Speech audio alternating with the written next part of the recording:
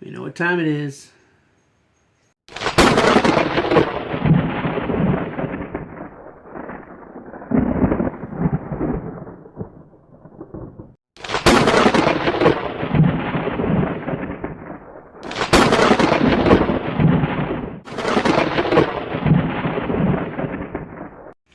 Hey everybody, welcome back.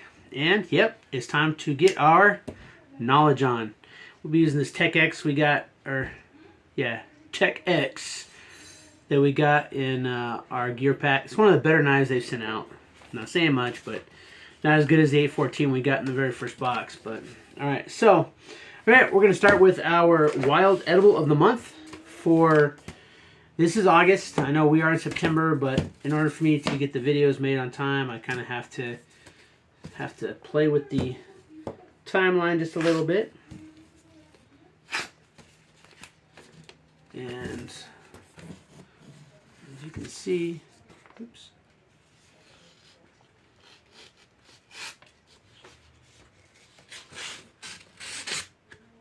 Pretty clean cut there. Alright, I'm trying not to cut anything inside, so. Alright, so let's see what Wild Edible Creek sent us this month. I really like these because if it comes down to it, I'd rather know what is safe and what is not safe and actually have good pictures. Like really bright pictures so that I can like really double check it. And Creek does a really good job of getting some really good pictures, some good identifying features in it. And so for August, it was Purple Loosestrife. Name Lithorum salicaria, spike loose leaf. As always, there's a plant profile. It tells you the habitat, wetlands, marshes, riverbanks, and ditches. We don't have any. I don't think we have those here, but yeah. I'm still not quite sure how this map works. I got to figure it out. I think the green ones are where it's located, because it wouldn't make any sense that it's only located in Arizona, Hawaii, Alaska. It just doesn't make any sense. But it's native to Europe, Asia, Northwest Africa. And then, of course, as always, puts pretty good commentary in there. Talks about the plant. Tells you, here you get your identifying features, and it has pictures, plus it tells you down here what the features are. And then last on the last page, pretty much tells you it's got the harvest and the preparation, and we get a recipe. So it tells you how to actually make it so you get the most out of it. So Creek does a pretty good job with that. I think that I'm really happy with the Wild Edible and the Survival Skill of the Month pages that we get. Probably more so than the Apoca Box. Yeah, the Apoca Box, it's hit and miss. Some of the items in it are really junky. And others are really good. So I think that of all the boxes, I think it's kind of like the most hit and miss. And we all know my relationship with Gear Pack, but I think that Gear Pack does like a good box and a couple bad boxes, and a good box, a couple bad boxes. Whereas the Apoca Box, it's a mixture of good and bad. So in each box. So, but I do like the skill challenges. So, but I think Creek does a pretty good job of getting some good information in these Survival Skill and Wild Edible of the Month. And this month's Survival Skill of the Month, definitely not something I'm doing down here in the desert, but we do have the Beaver Tooth Chisel, a Survivor's Field Expedient Woodworking Tool. So, and this one looks like it's also 4 pages. Sometimes they're more. Sometimes they're like 6 pages. Let's see here. Beaver tooth, deer leg bone, flint flakes, leather strip, pine pitch glue. So it tells you all the ingredients you'll need. Goes into how to prepare each portion. Prepare the beaver tooth. Prepare the handle. Prepare and applying the pitch. That's actually a really good skill to learn in itself right there. So this is kind of like 2 skills in one, because you're making your beaver tooth chisel, and beaver's teeth are incredibly strong. So definitely go with that. But it also shows you how to make the pine pitch, which is another. It's like a great natural adhesive. I'm not sure exactly how useful this tool would be, but it's a pretty good. It's an interesting project. That if I live somewhere where I could get beaver teeth, then I might actually do that one. But we don't have beavers here, so. And another thing that I do particularly like about the survival skill of the month is that on the bottom corner we have an arrowhead, which is part of a tool. I got to get some better paper, and I'm actually going to print out the front sheet, like the table of contents type thing, where you put in the dividers for particular skills. So, because I think that's one of the nice things about these survival skill of the month pages is that you've got different various symbols on the bottom. So like you got one for traps, you have one for tools, you have one for cordage, you have one for cooking, and I think that's a real nice addition. I did reach out to Creek and I was like, do you have the table of contents sheet? And they don't make them. So, and I think that's unfortunate. I think that they send you this awesome binder. I think that a good addition to this binder would be that cover sheet, so that you can put them put them together, and you can just flip to boom, and then put it in. But they don't do that. I plan on doing it myself, and I'll probably do that. Show you what it looks like. But because I do like that sheet that you get in it, we get it digitally, so I can print it out. So, and then of course the wild edible, it's just that you just have your plants down here. So so in all honesty, you could probably make one booklet. Say that you didn't have the particular binders or these binders, which they're not exactly the best built. I'm not gonna lie. But let's say that I do have to replace them. Well, I could actually put these. I could put them all together in one binder, and then because this is its own emblem on the bottom. So technically, you could put the wild edible in your survival skill booklet in its own section. And then you don't need two binders. You can put everything in one binder, which I think that in the long term, that might be something that I do just, to have the succinctness of having one book, one binder, and all the knowledge there that I need. But enough of that. Let's get on to the good stuff. Well, that's good too. But we've got our Grim Workshop. I'm pretty excited to see what we get this month. All right, so let's see what we got. Do I need to... No, it'll open up. Yeah. I may have to cut it a little bit. There we go. All right. Get that all opened up, and we'll see what we got this month from Grim Workshop. I really love these EDC tools, and this is what I'm doing with them. I'm going to show you that here real fast in this video as well. But let's get this out. All right. There's our packing horn, our packaging horn, kernel, popcorn. All right, so. Nifty, nifty, nifty, nifty. All right, so we do have our monthly pamphlet here, MSRPs, as well as what we got. All right, so, ooh, that's weird. All right, are they starting like a new session or something? 24 to 101. Number 24. Weird. All right, so apparently they have actually changed the way that they do their tip cards. I'm not sure if I like it, but on the back of the trip cards, you just have the logo. They used to have words on one side and diagrams on the other, which I think that was really nice. Yeah,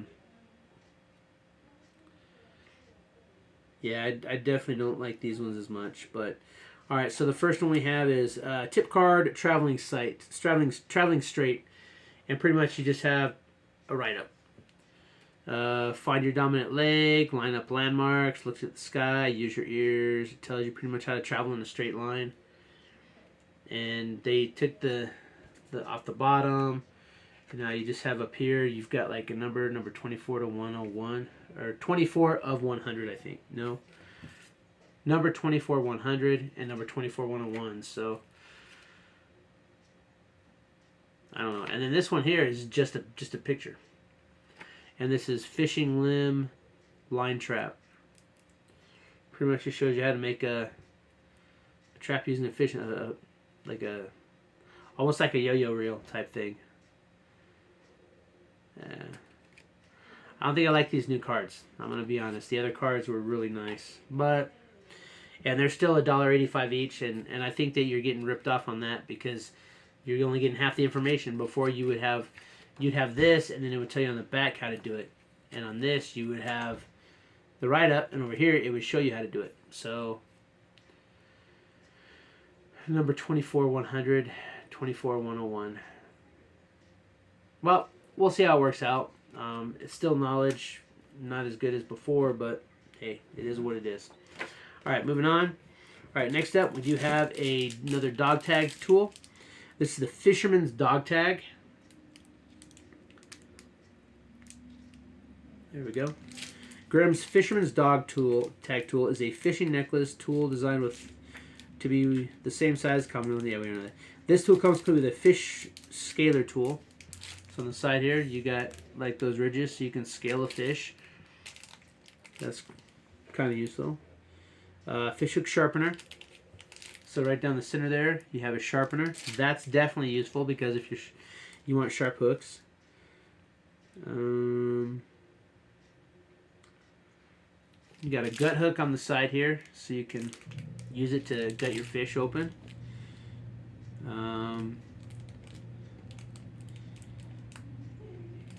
Right here, you got an eye cleaner, a fish hook eye cleaner. So that wouldn't have helped us with our Lucky Tackle Box fish hooks because there was no eyes. So, and then finally we do have a hook removal tool. Not quite sure how that would work, but yeah, there's a hook removal tool on that. Let me look into that. That'll be useful when we're able to start fishing, though. I'm not gonna lie, that's definitely gonna come in useful. And as always with these, you get your pretty well made tool. You get a not good. I recommend going to a military store, and you know, even if you have like a surplus store, they probably make ID tags and they'll sell these much better. These are not good. Silencers are okay. Fisherman's Dog Tag Tool. There we go. Now there's no back on this one. It's just the tool itself. A lot of sharp edges.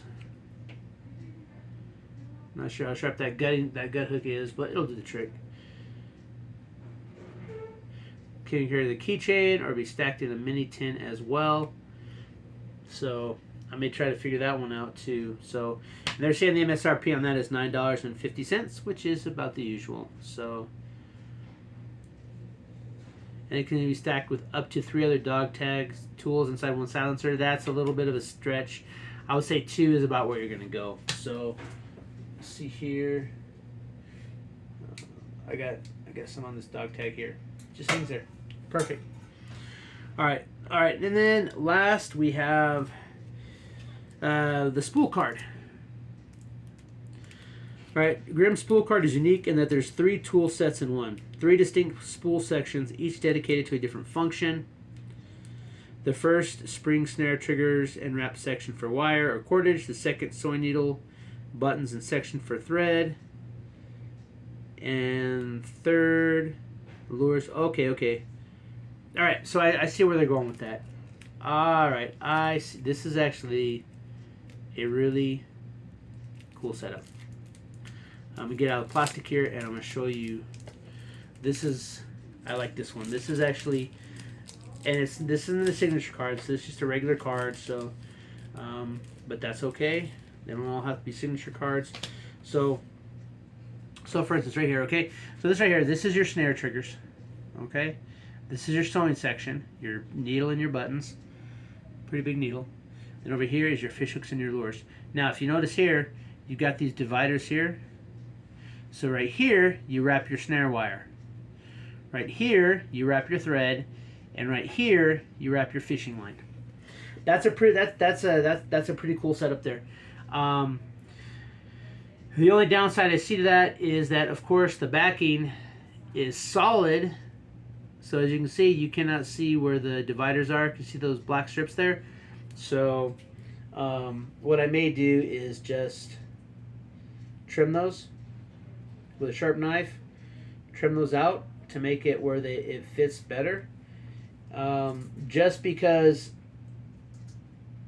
the main piece there is not going to come out, so it'll just be the fish hooks, the buttons, and the snare triggers you pull out.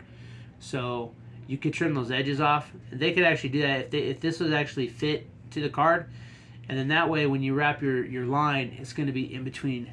It's going to be in between those notches there. It'd be a much better wrap. But I like it. That's a really cool tool. I think they did a good job. And now, all right, so I got my Wintergreen Altoids tin, and this is my signature cards. And then here we have the mint, and I have just the standard cards. So, and then that way, it's kind of like a two kits. And then stack them up. Got a Ranger band.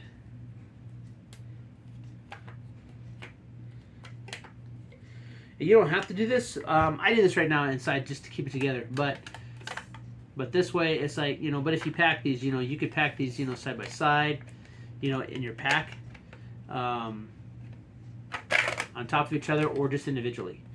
But yeah, so there we go. So that's our Altoid tins, Grimm Workshop cards. And then I'm pretty sure I showed you, but I'm just gonna hit it up again. But I did use this Daisy pellet pin to put the round cards. I don't have the Exotac reel, not yet. It's pretty expensive. I'll probably get it, but right now I'm happy with this. And I have a second one of these. How I would get these together, to be honest, I will probably flip these, and if I get enough of these round cards to fill 2 tins, then I will probably glue those together so that the bases are glued together, and then that'll give me that much to work with. And boom, there you go. Just some ideas. I'm not doing that yet because I don't have enough. So once this one gets filled up, then we'll talk.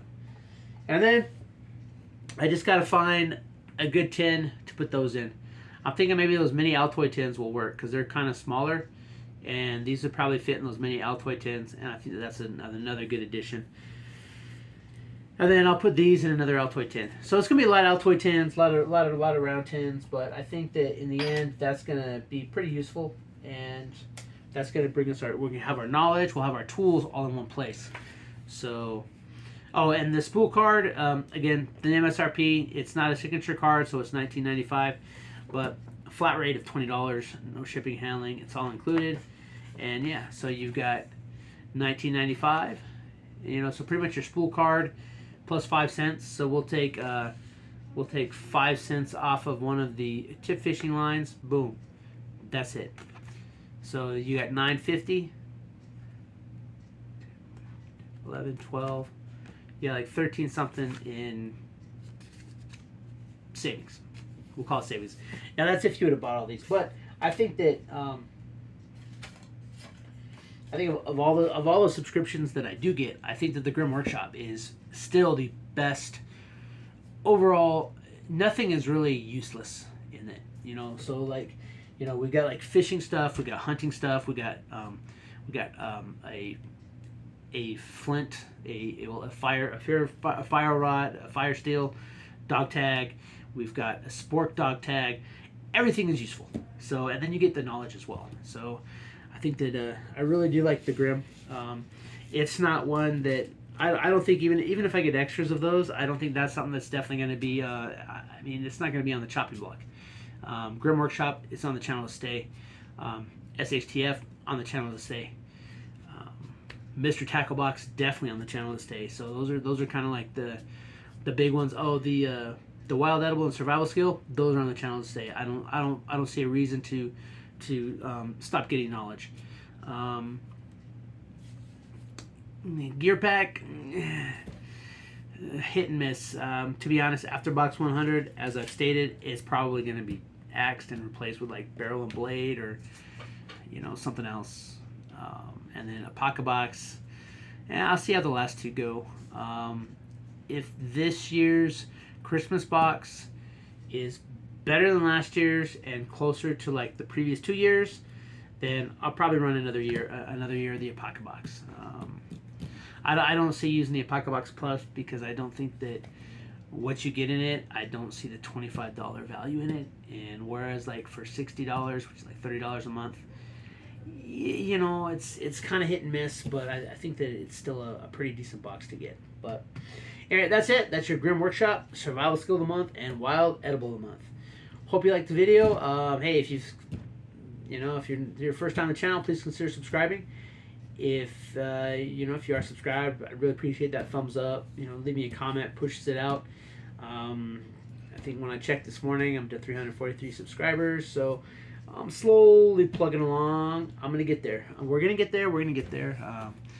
There's kind of like, again at 500, I'm gonna do a giveaway at 500, and then when I hit 1,000, I'm gonna do another giveaway, and then after that, who knows? The sky's the limit. Because after that, then it's like I have the ability, pending, watch hours, of course. But I'll have once I get the subscribers in, then like when I get the watch hours in, then the sky's the limit. Start getting monetized and put back into the channel a little bit more. That way I can do bigger, better things with the channel. So, but yeah, anyway, that's it. Until next time, keep prepping.